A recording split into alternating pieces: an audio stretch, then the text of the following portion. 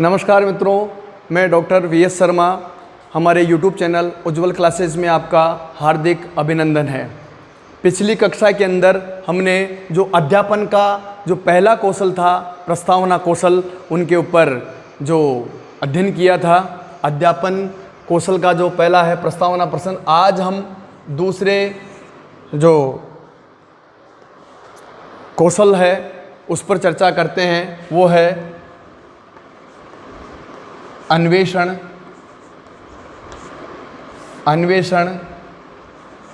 प्रधान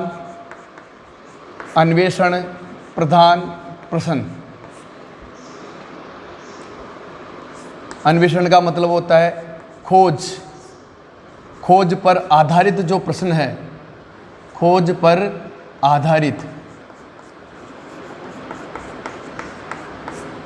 आधारित जो प्रश्न है उनके ऊपर हमें दक्षता प्राप्त करनी अपेक्षित है। दूसरा कौशल है अन्वेषण प्रधान प्रश्न।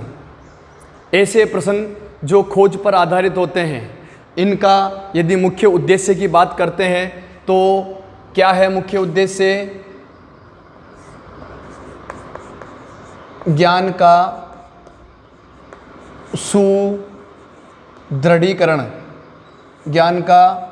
सुदृढ़ीकरण करना। अर्थात जो प्राप्त ज्ञान है, प्राप्त ज्ञान को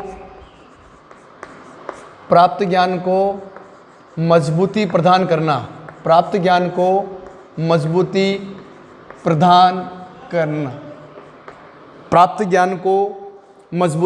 करना, ये अन्वेषण प्रधान प्रश्नों का मुख्य उद्देश्य हैं। इन उद्देश्य की पूर्ति हेतु हम किन किन चीज़ों से होकर के गुजरते हैं या गुजर सकते हैं, तो हम प्रमुख विशेषताओं की बात करते हैं। प्रमुख विशेषताओं की बात करें, अन्वेषण प्रधान जो प्रश्न हैं उन प्रश्नों की विशेषताओं की बात करते हैं तो कौन कौन से होते हैं? ये जो प्रश्न है, यह प्रश्न भी, अन्वेषण प्रधान प्रश्न भी ज्ञात से अज्ञात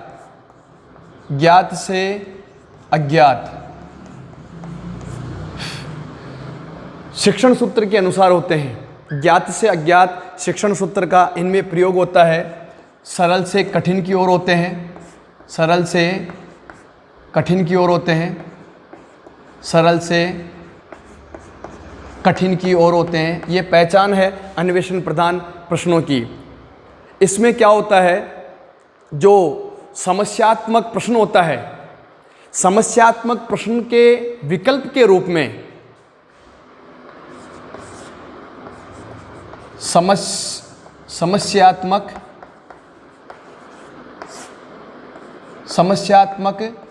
प्रश्न के विकल्प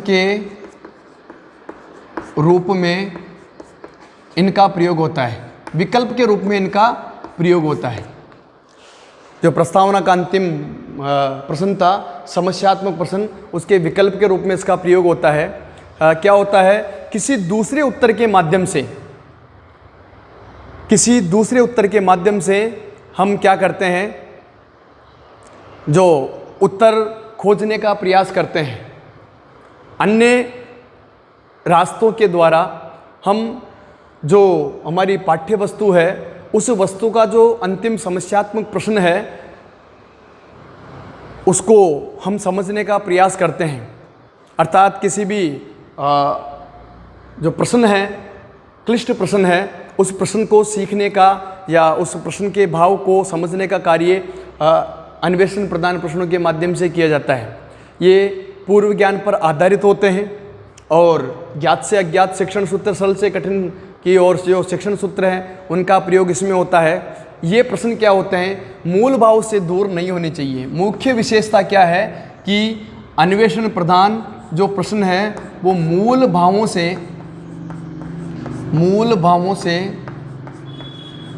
दूर नहीं हो।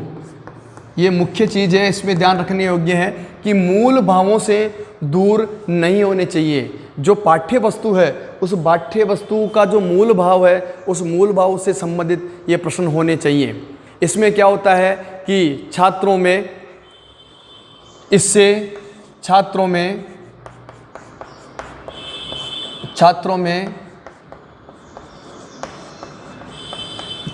चिंतन शक्ति,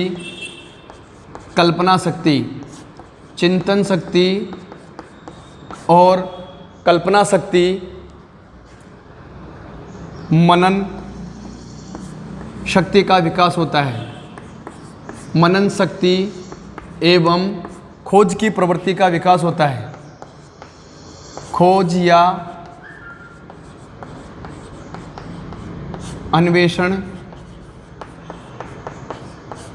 प्रवृत्ति का विकास होता है। अन्वेषण प्रवृत्ति का विकास होता है। जो व्याकरण की पाठ्य योजना है, उस व्याकरण की पाठ्य योजना में जो सामान्यीकरण का कार्य होता है तथा पद्य की पाठ्य योजना में जो अन्वय सोपान है, अन्वय सोपान दोनों जगह अन्वेषण प्रधान प्रश्नों का प्रयोग किया जाता है। व्याकरण की पाठ्य योजना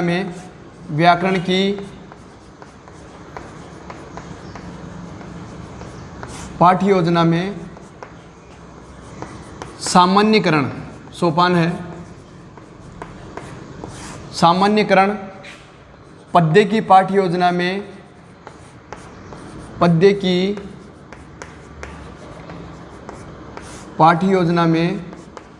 अन्वय सोपान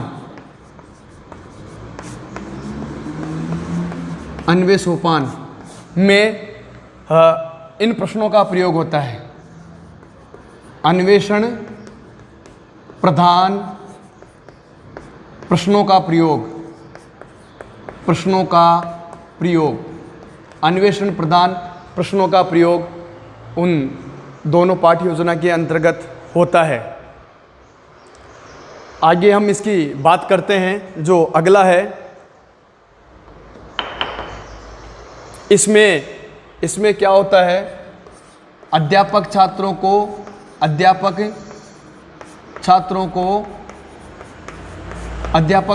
को उद्दीपन प्रदान करता है।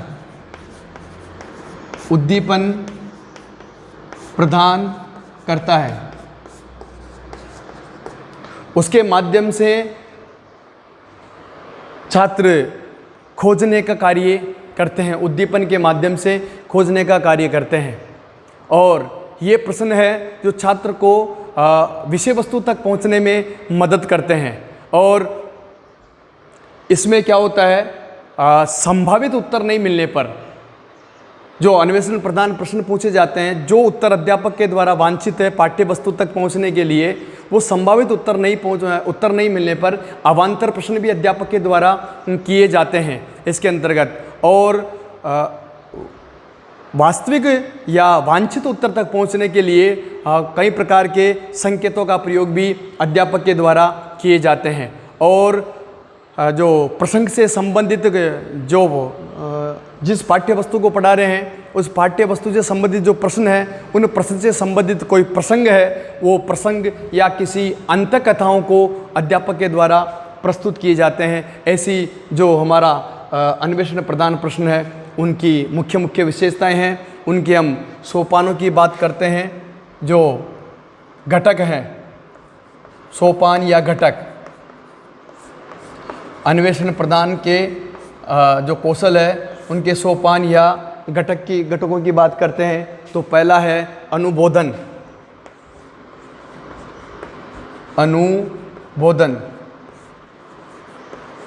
अर्थात छात्र को पाठ्य वस्तु की ओर उन्मुख करने हेतु उनमें अन्वेषण प्रवृत्ति का जो विकास करने का जो अप्रत्यक्ष प्रयास है वो अध्यापक के द्वारा सबसे पहले किया जाता है। और अतिरिक्त सूचना प्राप्ति,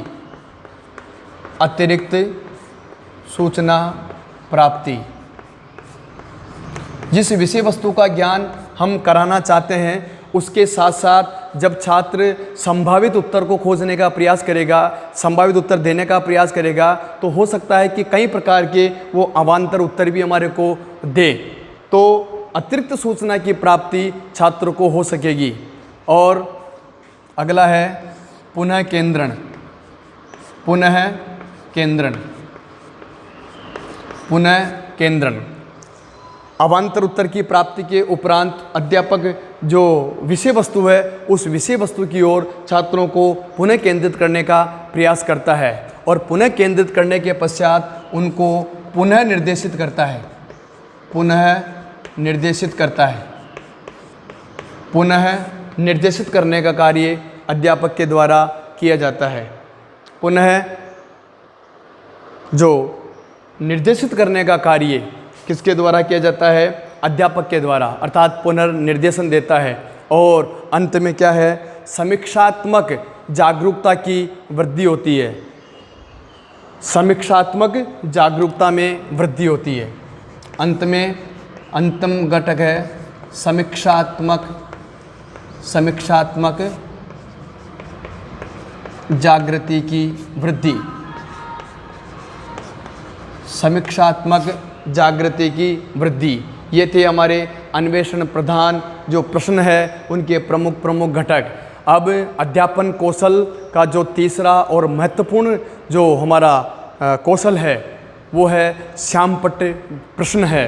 जो श्यामपट्ट प्रश्न है उनके ऊपर हम चर्चा करेंगे। जो तीसरा है, प्रश्नों के प्रकार हैं। अध्यापन कौशल में दक्षता प्राप्त करने हेतु जो प्रश्नों के प्रकार हैं, प्रस्तावना प्रश्न हो गए, अन्वेषण प्रदान प्रश्न हो गए, और हम अगली क्लास में चर्चा करेंगे जो श्यामपट्ट कौशल है, जो श्यामपट्ट पर पूछे जाने वाले प्रश्न हैं श्यामपट्ट पर आधारित, उनके ऊपर हम चर्चा हमारी अगली क्लास में करेंगे। हमारे YouTube चैनल उज्ज्वल क्लासेस पर बने रहिए और अच्छा लगे तो लाइक और शेयर भी कीजिए। धन्यवाद।